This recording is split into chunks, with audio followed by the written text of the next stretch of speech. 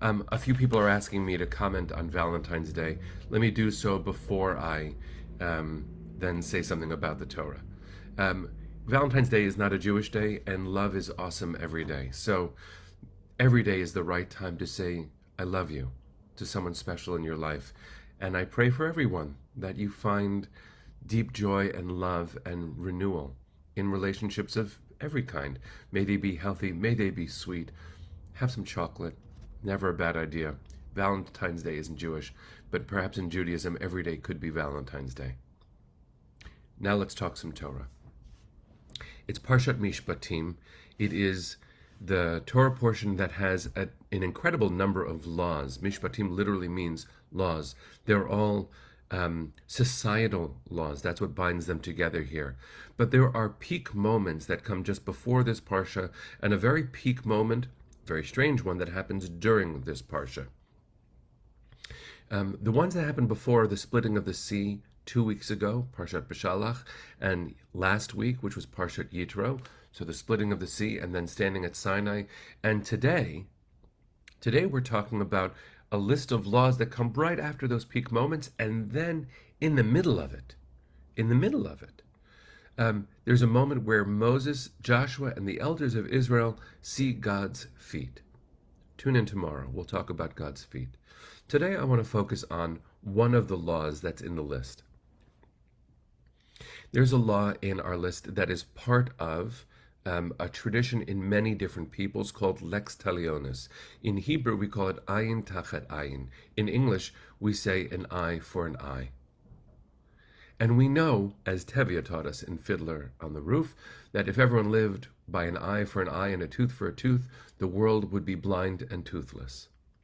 Right? Gandhi said something similar too. We know that responding to violence with violence is a way of degrading humanity even faster.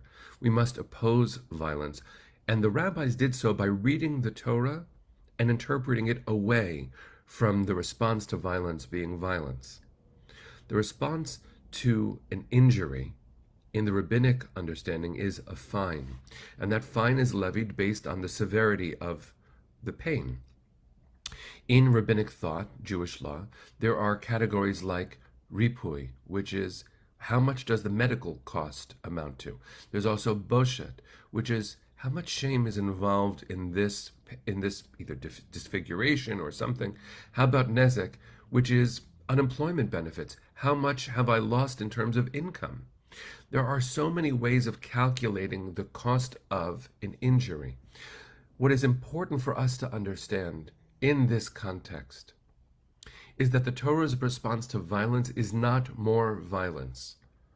There might be a debate in some sectors of the Jewish community, but we have the preponderant majority of Jewish tradition saying that the death penalty is not a Jewish response to even the worst of crimes that are violent. In fact, the rabbis say that if a rabbinic court sentenced one person to death every 70 years, it would be considered a murderous court. And so we turn to the world as it is, our world today. Today is the 5-year anniversary of the Parkland mass shooting at a school, the Marjorie Douglas School. And through our dear friends, Fred Guttenberg and other heroes who lost friends, who lost their children, teachers, on that horrible day, one of the most important things that we are called to consider is, what must our response be to violence? It cannot be violence. That's the argument that says more guns are the answer to gun violence. And we know statistically that the presence of a gun increases the likelihood of death. Simple. More guns equals more death. And so it is important for us, even in the example that Cynthia just asked about the bike trail terrorists in New York City, no, the death penalty is not a Jewish position. Period. Now that, of course, makes the notion of justice very important for us to consider. What does justice look like? Now, if someone is coming, God forbid, to hurt you or to hurt someone else, responding to save a life, even if it costs the one who's attempting murder, even if it costs their life, yes, that's called self-defense. That's in a category called the rodef. But as a consequence, as a consequence meted out as part of the justice system, no.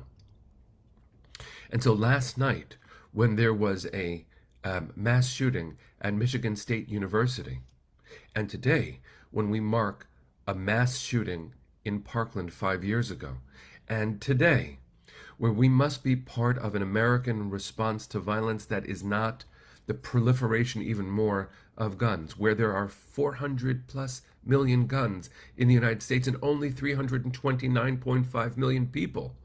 We have more guns than people, and yes, it is true that the vast majority of gun owners in America are responsible with their firearms. They have to be the biggest part of the solution, which is to talk about gun safety. The prophets believed one day we would turn swords into plowshares, and prophetic poets like Yehuda Amichai, an Israeli poet who is just unmatched. When he died, we lost an enormous soul in our literary and soulful tradition. He said, don't stop by turning your swords into plowshares, turn those plowshares into musical instruments. Because that way, if someone wants to turn it into a weapon, they're first going to have to turn it into a plowshare. Slow the violence down. In Parshat Mishpatim, one of the most important things that happen is actually something you don't see. Remember I said that the idea of an eye for an eye occurs both in the Torah and in other traditions. It's so important to recognize that the Torah is actually a progressive revolution compared to the other forms of that law. Lex talionis, as it appears in the ancient Mesopotamian world, did not always sound the way it sounds in the Torah. In the law code of Hammurabi, by the way. Older than the Torah. Complicated for us to examine what that implies, but it is older than the Torah. In the law code of Hammurabi, if you caused pain to someone else, the punishment would be based on your social status and theirs. So, if equals harmed each other, if, let's say, two land-owning noble men, free men, I know these categories are terrible to even name, as if they define the quality or dignity of a human being, but in the ancient world, the law code of Hammurabi, it did. So if two free land-owning men were in a fight and one poked the eye out of the other, the response would be poking the eye out of the other. That's the response, eye for an eye. If, however, someone who was in a lower social status poked the eye out of someone in a higher social status, this person who did the poking would be killed. If the person who did the poking of the eye was in a higher social status and they poked out the eye of someone in a lower social status, they owed them some money, maybe. Which means justice was not equal. The big statement being made in Parshat Mishpatim is that justice must be equal. No one is created more in the image of God than anyone else. And therefore, the vulnerable people who are hurt by violence are just as worthy of dignity as you. And the punishment is going to have to be on a very human scale. An eye for an eye is only the first thing mentioned. An eye for an eye, a tooth for a tooth, a limb for a limb, a life for a life is the implication.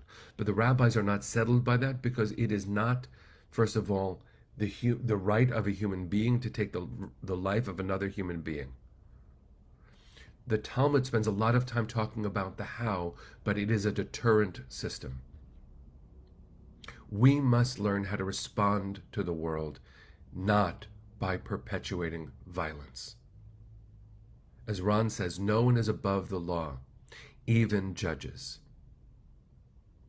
And there is a law that is human and a law that is beyond. The category called karet, which is one of the punishments, a death penalty, is in the hands of heaven.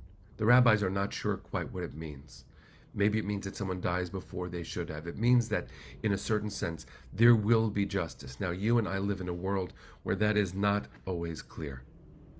And the chaos that ensues from the unfettered access to weapons, especially in America, is something that we are going to have to continue to face. But we cannot presume that the response to violence is violence, because as Tevye taught us, If everyone lived by an eye for an eye and a tooth for a tooth, the world would be blind and toothless. And imagine if Tevye understood a world where AR-15s are in easy reach of everybody, and where handguns were in easy reach of everybody, where ghost guns with plans that you can download and create with 3D printers were accessible, where we never talked about the mental health that leads to the more than half of all American deaths by gun as suicide, where we don't talk about mass shootings with the same severity and urgency because there have been over 900 mass shootings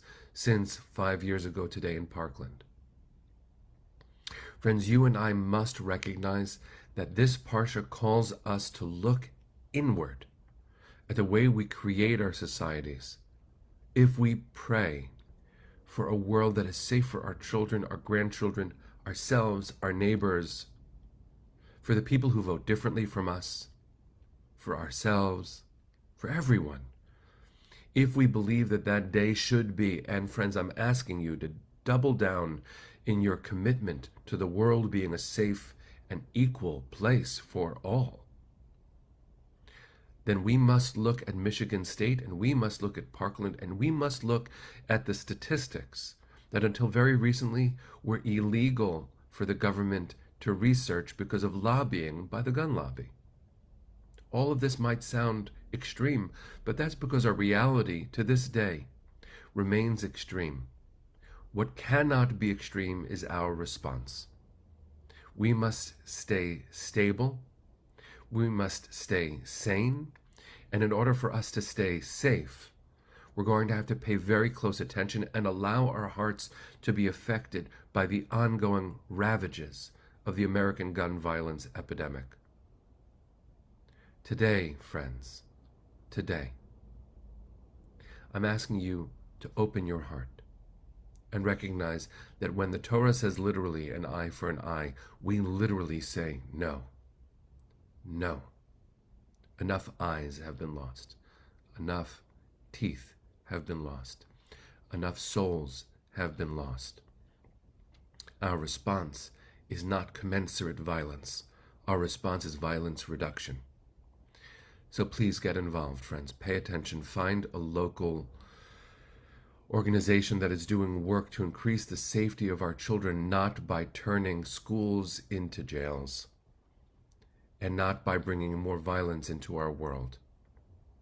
Please, friends, please, please, in memory of those who lost their lives in Parkland 5 years ago today, in memory of those who lost their lives at Michigan State University last night, in solidarity with those whose lives should never be lost in the first place, let's do more than pray, and let's not be extreme. Let's see equal justice and increasing humanity as our response to violence. Here we go, friends.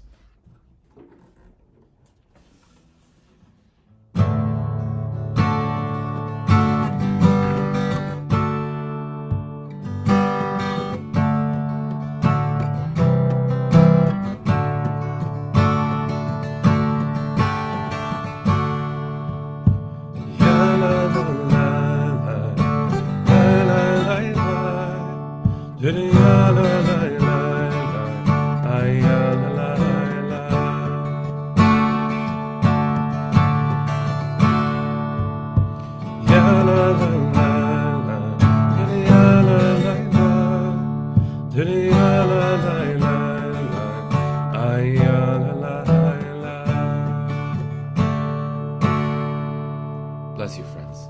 See you tomorrow.